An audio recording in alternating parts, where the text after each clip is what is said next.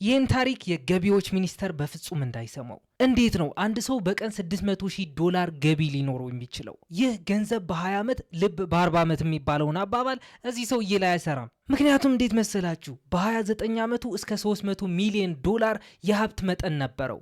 ይህ ሰው ከነ ፓብሎ ኢስኮባር፣ ከነ ኤልቻፖ፣ ከነ ግሪዜልዳ በፊት የነበረ ዘጎት ተብሎ የሚጠራ ሰው ነው። ግን በ30ኛው ዓመቱ ይህ ሰው ምን እንዳቀመሱት ምን እንዳስነኩት ሳይታወቅ ልክ አብራ ከርትት እንደተደረገበት ሰው ብን ብሎ ይጠፋል። የተገኘ ሬሳም አልነበረም፣ የተረጋገጠ እይታም የለም። እናም ይሄ ታሪክ በተወሰነ መልኩ እንቆቅልሽ ሊሆንባችሁ ይችላል። ምን ላውቅልህ ብላችሁ ጀምሩት። ሂልቦተም ፕሮፐርቲስ አሁን ላይ ውሱን ዩኒቶች የቀሩት ፕሮጀክቱን በአጭር ወራቶች ውስጥ ሊያስረክብ ነው።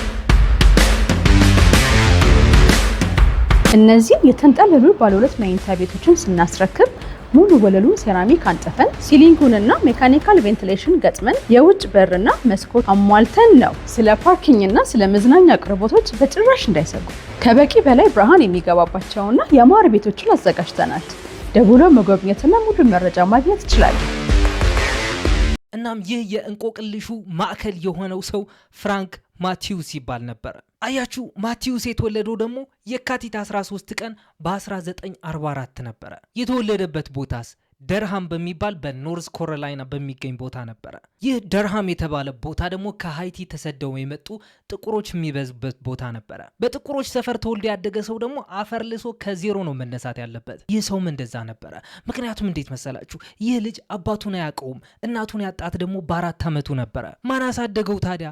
አክስቱ አሳደገችው። ግን ደርሃም ከተማም ጥላ አልጣለችውም። ደርሃም ያሉ ጥቁሮች ያላቸው ንብረት ራሳቸው ኦውን የሚያደርጉት ነው። ስለዚህ በጥቁሮች መካከል የሀብት መንሸራሸር ነበረ።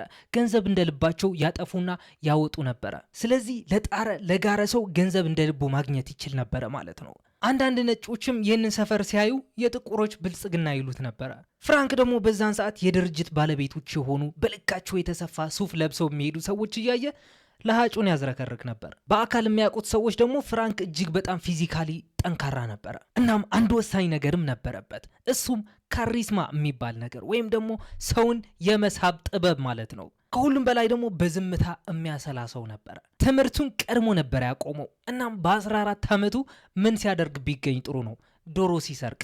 እናም ይዘው እስር ቤት ውስጥ ከተቱት። ይቺ ጊዜም በህይወቱ ላይ ለመጀመሪያ ጊዜ የታሰረባትና የወንጀል ሪከርድ ያገኘባት ጊዜ ነበረች። ምክንያቱም ይህ ሰው አመጽ ባለበት ቦታ አይገኝም፣ ትርምስ ባለበት ቦታ አይገኝም።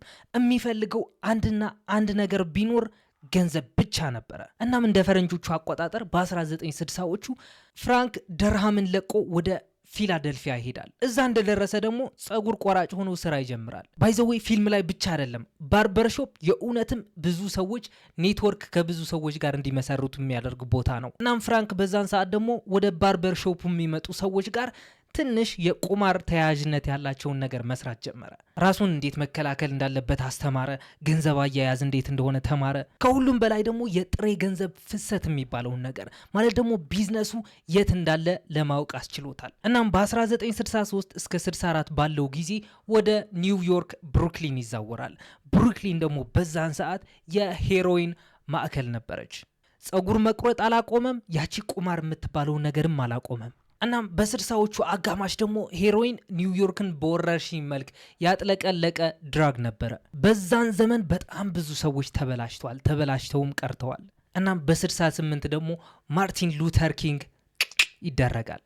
እናም በኒውዮርክ የግድያ መጠን ደግሞ እስከ 2000 ሰዎች በአመት ደረሰ። ከ80 እስከ 85% ያለው ግድያ የሚፈጸመው ደግሞ ከድራጉ ጋር ተያያዥነት ያለው ነው። ሄሮይን ደግሞ ድራግ ብቻ አይደለም። አንደኛ ምንዛሬ ነው፣ ከዛ ደግሞ ስልጣን ነው፣ ከዛ ደግሞ ቁጥጥርም ጭምር ነው። እናም በዛን ሰዓት ፍራንክ ለምን ቢዝነሱን አልጀምርም ይላል። ግን ፍራንክ ወደዚህ ቢዝነስ ለመግባት ከወሰነ ደግሞ ቢዝነስ ውስጥ የቆዩ ሰዎችን የነሱ መስመር ኔትወርክ ማፍረስ አለበት ማለት ነው። በ60ዎቹ ኒውዮርክ ውስጥ ያለው የድራግ ፍሰት ደግሞ በ5 ፋሚሊዎች ቁጥጥር ስር ነበረ። እነዚህ 5 የወንጀል ቤተሰቦች ወይም ደግሞ ክራይም ፋሚሊዎች ደግሞ አንዱ ጋምቢኖ፣ ሁለተኛው ኖቬጄሴ፣ ሶስተኛው ሉኬሴ፣ አራተኛው ቦናኖ፣ አምስተኛው ደግሞ ኮሎምቦ የሚባሉ ናቸው። ስለዚህ እነዚህ 5 የወንጀል ቤተሰቦች በሚቆጣጠሩት ማርኬት ገብቶ የራሱን ማርኬት ወይም ኔትወርክ መዘርጋት ነበረበት። ግን ደግሞ እነዚህ 5 የወንጀል ቤተሰቦች አቅርቦታቸው ከፍሬንች ኮኔክሽን ጋር የተመሰረተ ነበረ። ማለት ደግሞ ኦፒየሙ የሚመጣው ከቱርኪ ነበረ፣ የሚቀነባበረው ደግሞ ማርሴል በሚገኘው ላቦራቶሪ ነበረ። እናም ደግሞ በኮርሲካ ወይም ደግሞ ፍራንስ ውስጥ የምትገኝ ደሴት ናት ኮርሲካ ማለት። እናም በእነሱ ሰዎች መካከል በእነሱ ኔትወርክ ወደ ሀገር ውስጥ እንዲገባ ይደረጋል። ከዛም በአሜሪካ ከተማዎች ይሰራጫል ማለት ነው። አብዛኞቹ ጥቁር ነጋዴዎች ወይም ደግሞ ፑሻር የምንላቸው ሰዎች ደግሞ ንግዳቸው የተመሰረተ በጣሊያን ቁጥጥር ስር በነበሩ ሌሎች ነጋዴዎች ውስጥ ነበረ። ፍራንክ ደግሞ በዛን ሰዓት ይሄንን ፕሮሰስማ በጭራሽ አልቀበለውም ይላል። እናም የጋምቢኖና የቦናኖ ኔትወርኮች ደግሞ ፍራንክን ያስጠነቅቁታል። ስለዚህ ማድረግ የነበረበት ነገር መቀየስ ነው። እናም በሃርለም ውስጥ ደግሞ ሎተሪ ኪንግ ፒን እየተባለ የሚጠራ ሰው ነበረ። እሱም ስፓኒሽ ሬይሞንድ ማርኬዝ ይባላል። እሱም ደግሞ መልሶ ከሌላ ኩባዊ ትራፊከር ጋር ይገናኛል። ሮላንዶ ማርኬዝ የተባለ ሮናልዶ አይደለም ሮላንዶ ነው። ይህንን ያዙት። ሮላንዶ የሚንቀሳቀሰው ደግሞ ከቬኔዙዌላ ጋር ኔትወርክ በመፍጠር ነበረ። በ69 እንደ ፈረንጆቹ ፍራንክ 1 ኪሎ ግራም ኮኬይን $20,000 ይገዛል። አያችሁ አይደለ? አንዳንድ ባለሀብት የበሰለ እንቁላል ከማዘሩ ጀምሬ ነው ሀብታም የሆንኩት ይላል። ፍራንክ ግን እንደዛ አይደለም። 1 ኪሎ ኮኬይን በማሰራጨት ነበረ ስራውን የጀመረው። ይህ ደግሞ ፍራንክ የውሳኔ ሰው እንደሆነ የሚያሳይበት ነበረ። እናም በ4 ዓመታት ውስጥ ነው የምላችሁ ፍራንክ 21 ስቴቶች ውስጥ ላሉ ነጋዴዎች መቸርቸር ጀመረ። ኮኬይንና ሄሮይን፣ ሌሎች እጽ የሚያዘዋውሩ ነጋዴዎች በልጦ ለመገኘት ደግሞ በጥራቱ እጅግ በጣም ከፍተኛ የሆነ ድራግ ነበር የሚገዛው። ስለዚህ በመጠንና በጥራት እየተወዳደረ እነዛ 5 ማፊያዎችን ለማጥፋት በቃ። የፌዴራል ፖሊስ በኋላ ላይ ግምቱ እንዳስቀመጠው ከሆነም በዚህ ሰዓት ፍራንክ በቀን እስከ $600,000 ይሰራ ነበረ። የተጣራ የሀብቱ መጠንም ከ20 እስከ $30 ሚሊዮን ይደርስ ነበር ይላል። ይህ ፌዴራል ፖሊስ ያስቀመጠው ግምት ነው። አንዳንድ ጓደኞቹ ግን አይ ይህ ሰውማ እስከ $300 ሚሊዮን ሀብት ነበረው ይላሉ። ምክንያቱም መኖሪያ ቤቱ በስታተን አይላንድ የሚገኝ ቶድ ሂል በሚባል ቦታ እጅግ በጣም ትልቅ ማንሽን መኖሪያ ቤት ነበረው። የሚገርመው ነገር ደግሞ ፍራንክ ይኖርበት የነበረው ቤት ከፊት ለፊቱ የጋምቢኖ ክራይም ፋሚሊዎች አለቃ የነበረ ሰው ቤቱ ነው። ስሙም ፖል ካስቴላኖ ይባላል። እነዛ ሞብ የሚባሉ ሰዎች ወይም ደግሞ በኃይለኛው የተደራጁ የነጮች ጋንግስተሮች የሚኖሩበት ሰፈር ውስጥ እሱ ለብቻው ጥቁር ነበረ።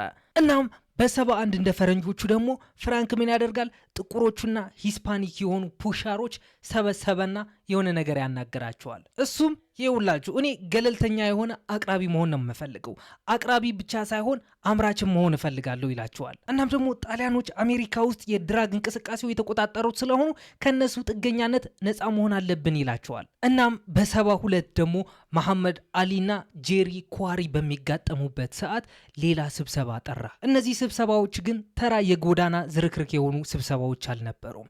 በጣም የተደራጁ ጋንግስተሮች የተገኙበት ነበረ።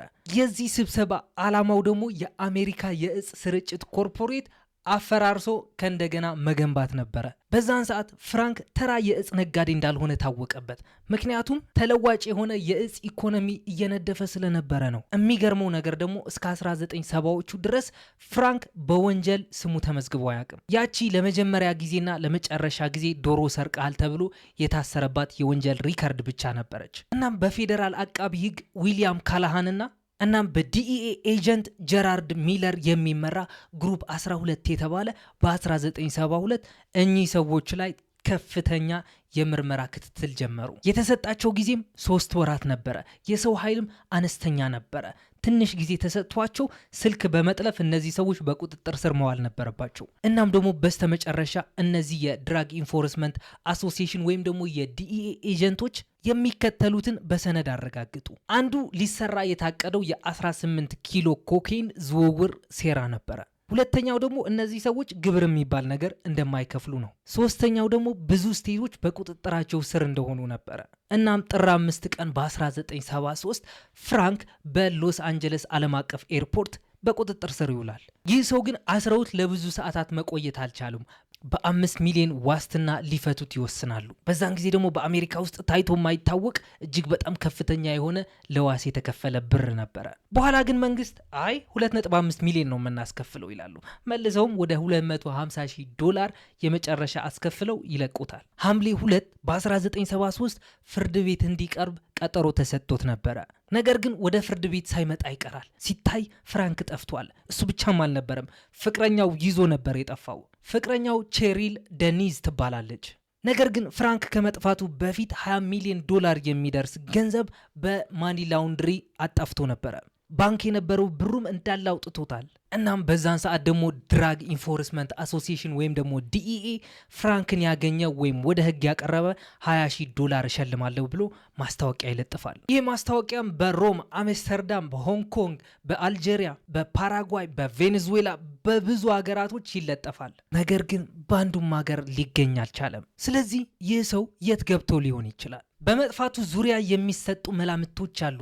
አንደኛው የጄኔቬሴ አባል የነበረ ሰው ጠልፎ ነበረ። ሁለተኛው ደግሞ የካስቴላኖን አባላቶች አስቀይሟቸው ነበረ። ምክንያቱም የአቅርቦት ሞኖፖሊውን አዛብቶ ስለነበረ ነው። አንዳንድ ሰዎች ሂ ኖውስ ቱ ማች በጣም ብዙ ነገር ያውቃል ለዛ ነው የገደሉት ይላሉ። ሁለተኛው ምክንያት ደግሞ ኮርሲካውያን ተበቅለውት ሊሆኑ ይችላሉ ይባላል። ምክንያቱም አንዳንድ የስልክ ጠለፋዎች እንደሚያሳዩት ከሆነ ፍራንክ ከቬኔዙዌላ ኮርሲካ ፈረንሳይ የነበረው የድራግ ኔትወርክ ዝርጋታ እንዳበላሸው የሚያሳውቅ ነበረ። የደረሰባቸው የገንዘብ ኪሳራ ደግሞ ከባድ ነበረ። አንዳንድ ሰዎች እንደሚሉት ከሆነ ደግሞ ፍራንክ ኮኬይን ይጠቀም ነበረ። እናም ኦቨርዶዝ ሆኖ ከመጠን በላይ ወስዶ ተደብቆ እያለ በዛው እያለ ሞቶ ሊሆን ይችላል ይላሉ።